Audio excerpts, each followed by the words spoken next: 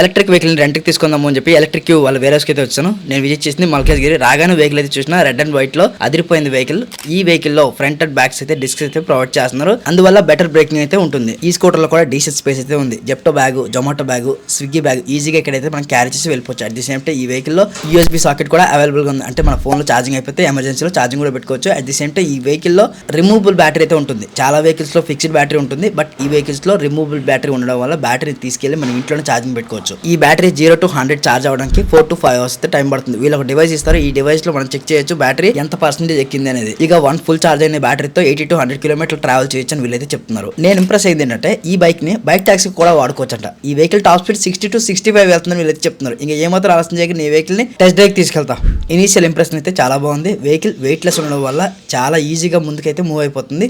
ఈ వెహికల్ మీకు కావాలనుకుంటే రెంట్ ఎంత పే చేయాలి, సెక్యూరిటీ డిపార్ట్ ఎంత పే చేయాలి, ఏ డాక్యుమెంట్స్ ఉండాలనేది కూడా క్లియర్ గా మీకు అయితే చెప్తాను. First thing Aadhaar card xerox, current bill xerox, local address proof, additional గా ఒక ఒరిజినల్ డాక్యుమెంట్స్ వాళ్ళకైతే ఇవ్వాలి. లైక్ డ్రైవింగ్ లైసెన్స్ కావచ్చు లేదా పాన్ కార్డే కావచ్చు. ఖచ్చితంగా ఇది హై స్పీడ్ వెహికల్ కాబట్టి మీ దగ్గర డ్రైవింగ్ లైసెన్స్ ఉంటేనే ఈ వెహికల్ మీకు అయితే ఇస్తారు. ఈ వెహికల్ రెంట్ కావాలనుకుంటే సెక్యూరిటీ డిపాజిట్ వచ్చరికి 1450 రూపాయలు పే చేయాలి. వీక్లీ రెంట్ వచ్చరికి 1600 అయితే పే చేయాలి. టోటల్ గా 3050 రూపాయలు పే చేస్తే ఈ వెహికల్ మనం రెంట్ కి అయితే తీసుకెళ్లిపోవచ్చు. సెక్యూరిటీ డిపాజిట్ ఒకసారి పే చేయాలి. వీక్లీ రెంట్ అనేది ఎవ్రీ వీక్ అయితే పే చేసుకుంటూ వెళ్ళాలి. ఎప్పుడైతే వెహికల్ మీకు వద్దు అని రిటర్న్ ఇచ్చేస్తారో అప్పుడు మీ సెక్యూరిటీ డిపాజిట్ మీకు అయితే రిఫండ్ ఇచ్చేస్తారు. మీలో చాలా మంది అన్న నా దగ్గర డ్రైవింగ్ లైసెన్స్ లేదన్నా నేను జెప్టో కోసం ఈవీ వెహికల్ రెంట్ కి తీసుకోవాలి అనుకుంటున్నాను. డ్రైవింగ్ లైసెన్స్ లేకపోయినా ఈవీ వెహికల్ రెంట్ కి ఇస్తారా అని చెప్పి నన్ను అడుగుతూ ఉంటారు. ఎస్ ఇస్తారు భయ్య, బట్ ఈ వెహికల్ కాదు, దీనికి వేరే వెహికల్ అయితే ఉంది. లో స్పీడ్ వెహికల్స్ ఉంటాయి కదా, ఆ వెహికల్స్ అయితే మీకు రెంట్ కి అయితే ఇస్తారు. నిన్న ఒక వీడియో చేశాను, షార్ట్ వీడియో. ఆ వీడియో చూడండి, క్లియర్ ఇన్ఫర్మేషన్ అయితే ఉంటుంది.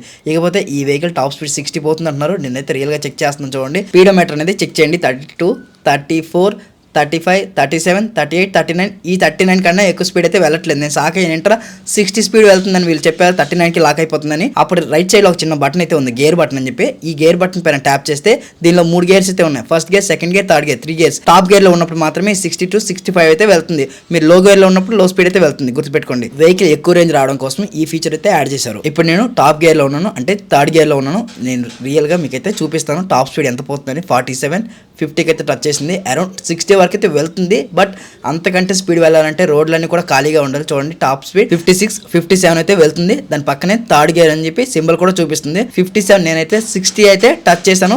బైక్ టాక్సీ కోసం 60 స్పీడ్ అనేది సరిపోతుంది భయ్య. మీలో ఎవరైనా ఈ వెహికల్ ని రెంట్కి తీసుకోవాలనుకుంటే స్క్రీన్ పైన ఉన్న నెంబర్కి కాల్ చేసి మీరైతే వెహికల్ ని బుక్ చేసుకోండి. అడిషనల్ గా ఈ వెహికల్ గురించి ఇంకా ఎక్కువ ఇన్ఫర్మేషన్ కావాలనుకుంటే మన ఛానల్ విజిట్ చేయండి. దీనికి సంబంధించిన ఫుల్ వీడియో ఉంది, ఆ వీడియో చూడండి. ఈ షార్ట్ ఇన్ఫర్మేషన్ మీకు నచ్చితే చూసి వెళ్ళిపోకుండా లైక్ చేయండి. మన ఛానల్ ని సబ్స్క్రైబ్ చేసుకోండి. మరో వీడియోతో మీ ముందుకైతే వచ్చేస్తాను.